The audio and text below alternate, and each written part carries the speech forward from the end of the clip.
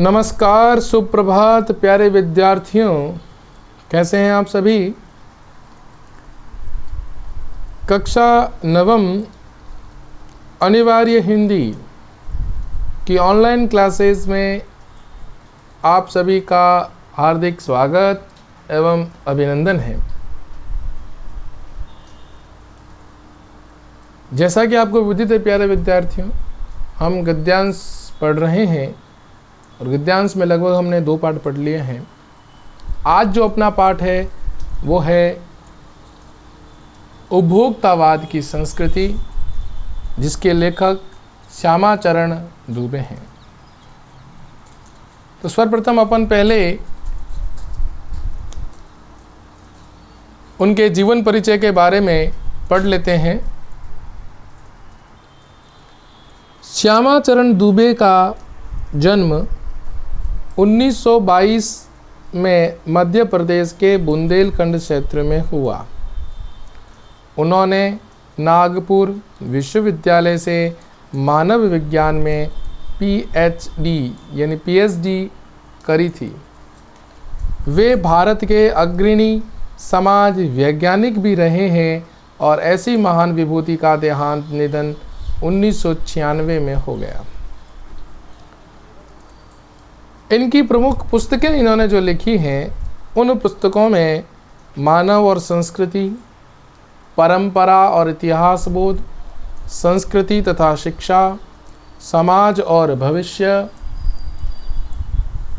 परंपरा और इतिहास बोध, संस्कृति तथा शिक्षा, समाज और भविष्य, भारतीय ग्राम संक्रमण की पीड़ा, विकास का समाजशास्त्र, समय और संस्कृति, ये इनके हिंदी के प्रमुख पुस्तकें मानी गई हैं। प्यारे विद्यार्थियों, प्रोफेसर दुबे ने विभिन्न विश्वविद्यालयों में अध्यापन किया, ठीक है, यानी अध्यापन किया यानी उन्होंने पढ़ाया है। अनेक संस्थाओं में प्रमुख पदों पर रहे। समाज और संस्कृति के ज्वलंत विषयों पर उनके विश्लेषण एवं स्थापनाएं लेखनीय हैं।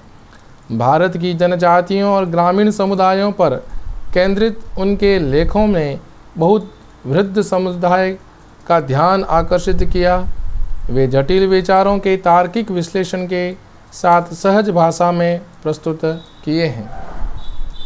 अब पढ़ते हैं कि ये जो निबंध है, इस निबंध में उन्होंने किन किन बातों को उजागर किया है। सबसे पहले बात करते हैं उपभोक्तावाद को छोड़िए आप, अभी प्रत्यय है। उपभोक्ता में क्या है? उपभोक्ता क्या है? उपभोक्ता है कि जो किसी वस्तु का उपभोग करे, व्यवहार में लाए, उसका उपभोग करें, उसको व्यवहार में लाए, वह होता है प्यारे विद्यार्थियों उपभोक्ता। और वही उपभोक्ता उस वस्तु को अपने जीवन में एक नई दिशा प्रदान करता है। यही निबंध है जो मनुष्य को बाजार की चकाचौंध से परिचय करवाता है कि बाजार का जो जादू है, वह जादू मनुष्य के मन मस्तिष्क पर कैसे बढ़ा चढ़ाकर व्यक्त किया जा रहा है। प्यारे विद्यार्थियों, आज अपन केवल दिखावे पर भागते हैं। दिखावा क्या है? दिखने में कौन सी वस्तु कितनी अच्छी है, लेकिन कभी हमने उनकी गुणवत्ता पर ध्यान केंद्रित नहीं किया कि कौन सी वस्तु कितनी गुणवान है, कितनी उसमें गुणवान है, कितने उसमें गुण माने गए हैं, उसने ISI के मानक को पूर्ण रूप से हासिल किया या नहीं किया। ये हमारा ध्यान वहाँ पर नहीं जाता। हम केवल ये देखते हैं कि फलाना फलाना आदमी ने उस वस्तु को, उस प्रोडक्ट को, उस उत्पाद को समर्थन दिया है तो हम भी उसे खरीदेंगे। आएगा भी आगे, पढ़ेंगे अपन।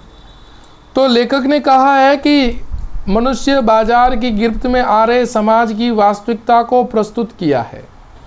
लेखक का मानना है कि हम विज्ञापन की चमक दमक के कारण वस्तुओं के पीछे भाग रहे हैं। अभी मैंने आपको कहा था उसका जादू। तुच्छ वस्तु हैं, छोटी वस्तु है लेकिन उसे बढ़ा चढ़ाकर बाजार दर्शन में, विज्ञापनों में उसको बढ़ा चढ़ाकर व्यक्त किया जाता है। लोग उसके जादू में जकड़ ले जाते हैं और बिना किसी गुणवत्ता का परीक्षण किए वो उसे व्यवहार में और उपभोग में लेने लगते हैं। प्यारे विद्यार्थियों, हमारी निगाह गुणवत्ता पर नहीं होती। संपन्न और अभिजन वर्ग द्वारा प्रदर्शनपूर्ण जीवन शैली अपनाई जा रही है, जिसे सामान्य जन भी ललचाई निगाहों से देखता है। बस हमारे समाज में वर्ग ऐसे विभक्त हो रखे हैं प्यारे विद्यार्थियों कि जब उच्च वर्ग किन्हीं ऐसी वस्तुओं का वो भोग करने लगता है तो निम्न वर्ग के लोगों के मन में भी ये आशंका रहती है कि वह भी इस प्रकार का आनंद ले, उन वस्तुओं का उपभोग करें, लेकिन उन्हें ये ज्ञात नहीं कि उन वस्तुओं में गुणवत्ता इतनी नहीं है।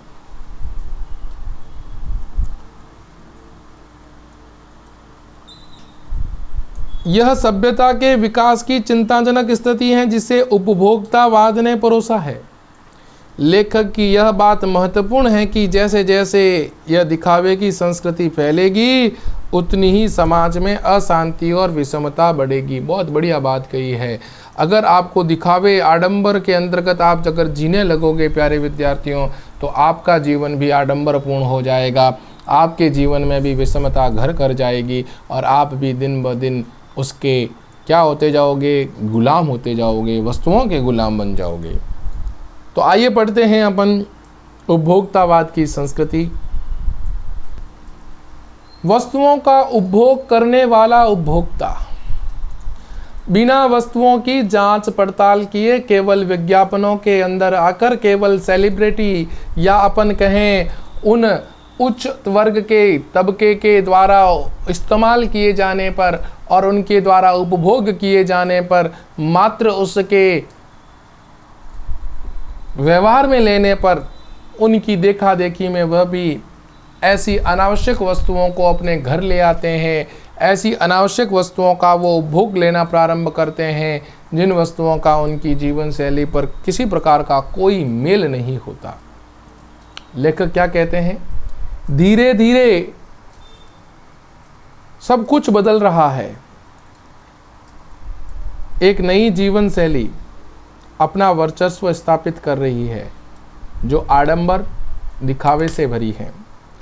उसके साथ आ रहा है एक नया जीवन दर्शन जिसे कहते हैं उपभोक्तावाद का दर्शन। जिसे क्या कहते हैं प्यारे विद्यार्थियों? उपभोक्तावाद का दर्शन। आओ देखो मुझे, मेरी विषमताओं, मेरे उस भोलेपन और मेरी दिखावे में तुम फंस जाओ और ऐसी वस्तुओं को तुम अपने घर लेके जाओ जिन वस्तुओं का तुम्हारे जीवन में किसी प्रकार का कोई उपयोग ही नहीं है। उत्पादन बढ़ाने पर जोर है चारों ओर। यह उत्पादन आपके लिए है, विक्रेता के लिए ही, आपके भोग के लिए हैं, आपके सुख के लिए हैं। और सुख की व्याख्या भी बदल गई है आजकल।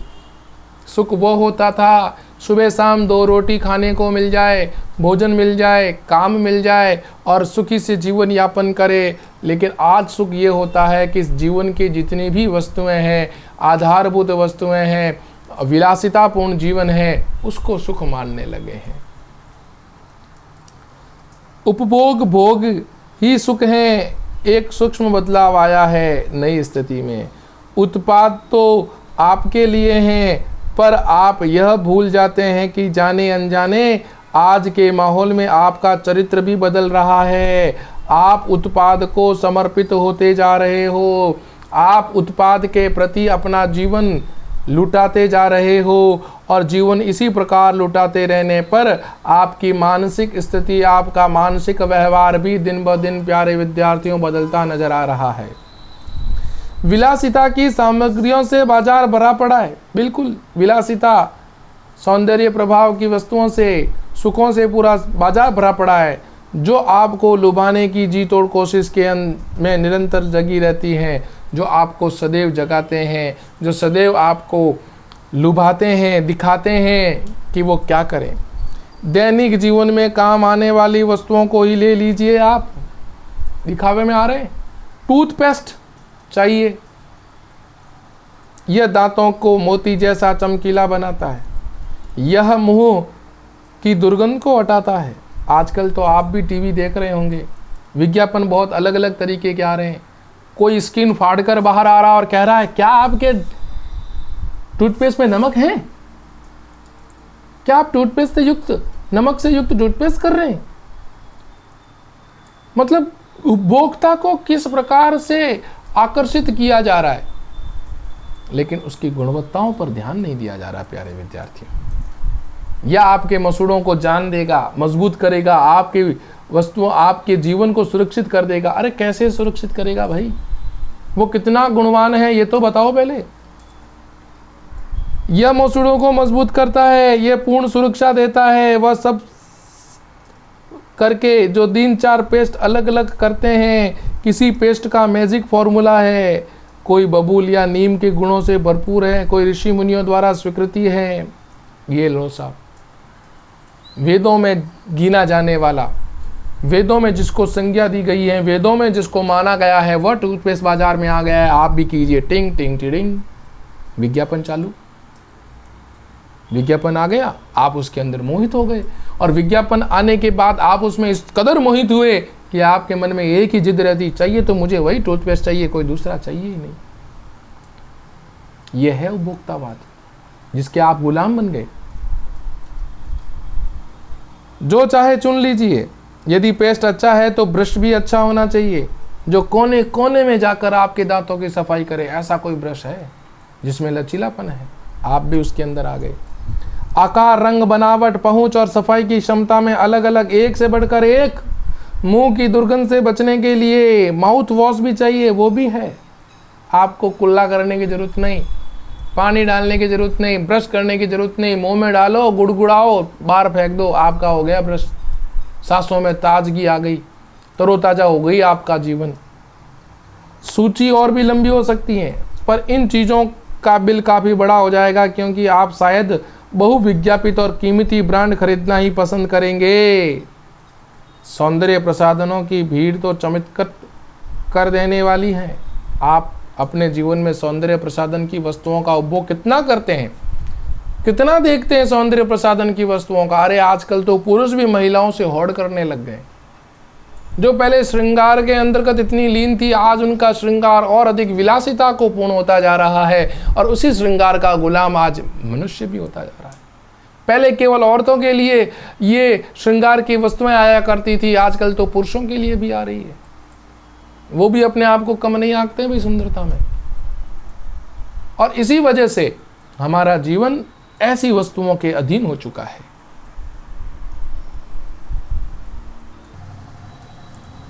ऐसे सौंदर्य प्रसाधन की वस्तुओं में हर माह उसमें नए नए उत्पाद जुड़ते जाते हैं। साबुन ही देख लीजिए, एक हल्की खुशबू वाला है, दूसरा तेज। एक दिन भर आपको शरीर को तरोताजा रखता है, दूसरा पसीना रोकता है।